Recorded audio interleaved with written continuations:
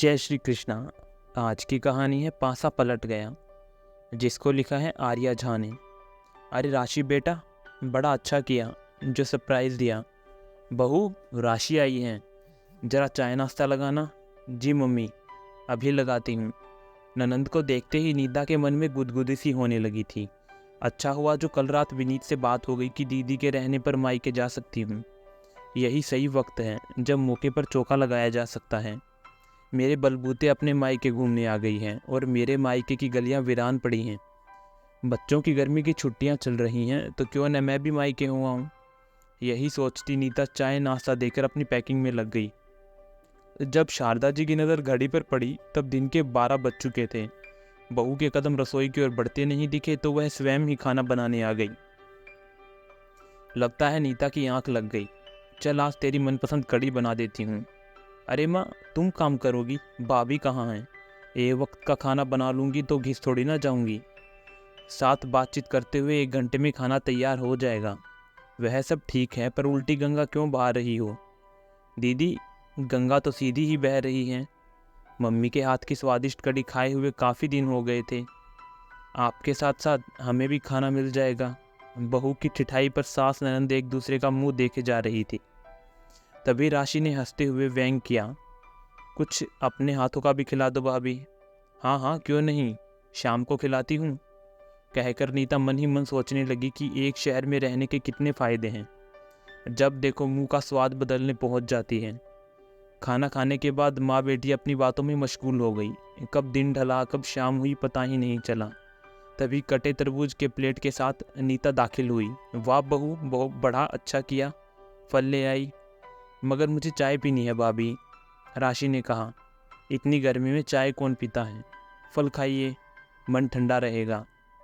इस दो टूक जवाब के बाद राशि की बात मुंह में ही रह गई। अच्छा भाभी, शाम हो गई है, अब निकलती हूँ। आई हो तो आराम से 1-2 दिन रुक कर जाइए दीदी। अरे नहीं, ऐसे कैसे रुक सकती हूँ, मेरा भी घर परिवार है, जिम्मेदारियाँ हैं। कैसी जिम्मेदारियाँ? बच्चे तो हॉस्टल में हैं, दिन भर अकेली ही रहती हैं आप। जीजाजी को यहीं बुला लीजिए। ऐसे भी बहुत समय से आप सबने फैमिली टाइम नहीं बिताया है, माँ पापा को भी अच्छा लगेगा। और हाँ दीदी, मैंने पनीर और क्रीम मंगवाकर फ्रिज में रख दिया है, रात के खाने में मलाई कोफ्ते बना लीजिएगा। विनीत को आपके मलाई कोफ्ते बहुत पसंद आते हैं। बहू, ऐसे कैसे काम करने को बोल रही है तो अपनी ननद को? अरे नहीं माँ जी, मैं तो उनका सम्मान कर रही हूँ। इस घर पर दोनों भाई बहन का बराबर अधिकार है, तो कर्तव्यों के निर्वाह से परहेज कैसा? उनका मन भी तो करता होगा पहले की तरह ही अपने परिवार के साथ रहने का। 2 दिन साथ रहकर कितनी खुश हो जाएंगी। शारदा जी बहू के दलील के आगे हतप्रभ ही रह गई।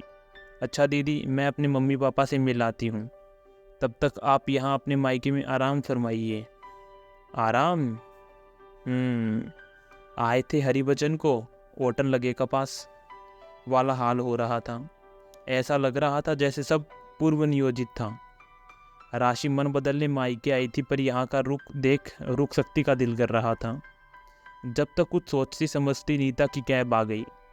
बच्चे खुशी खुशी बाय करते हुए निकल गए।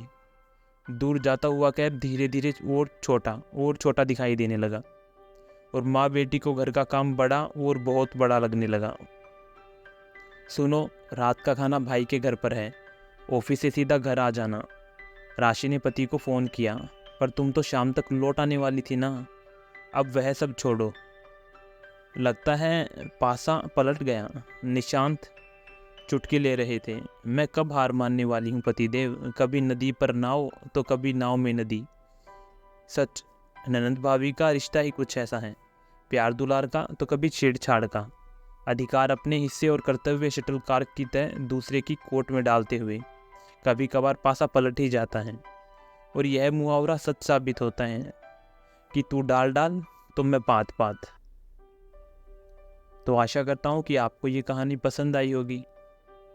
राधे राधे।